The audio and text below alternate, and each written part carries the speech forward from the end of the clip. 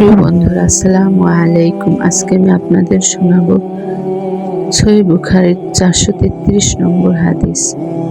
হযরত নাফে রাদিয়াল্লাহু বলেন, হযরত আব্দুল্লাহ ইবনে ওমর রাদিয়াল্লাহু তাকে খবর দিয়েছেন, রাসূলুল্লাহ সাল্লাল্লাহু আলাইহি সাল্লামের জামানায় মসজিদে নববীর ভিত্তিপ্রস্তর ইট দ্বারা করা হয়েছিল, আর ছাদ খেজুরের ডাল দ্বারা আচ্ছাদিত এবং খুঁটি ছিল খেজুর কাঠের।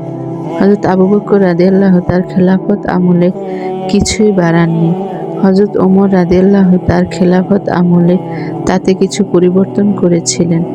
রাসূল সাল্লাল্লাহু আলাইহি সাল্লামের জামানার ভিত্তির উপর তিনি তা ইট ও খেজুর কাঠ দ্বারা পুনর্নির্মাণ করেছিলেন এবং তার খুঁটিগুলো পুনরায় খেজুর বৃক্ষের কাঠ দ্বারা বদলে দেন। অতঃপর হযরত উসমান রাদিয়াল্লাহু তার খেলাফতকালে তাতে পরিবর্ধন করেন। তিনি মসজিদে নববীকে অনেক বড় করেন। মসজিদের দেয়াল নকশি পাথর ও চুন সুরকি দ্বারা তৈরি করেন। খুঁটিগুলো নকশি পাথর দ্বারা তৈরি করেন এবং ছাদ সাজ নামক এক প্রকার কাঠ দ্বারা তৈরি করেন। কোরআনের বাণী, মুশরিকদের জন্য আল্লাহর মসজিদ সমূহ আবাদ করা জায়েজ নয়।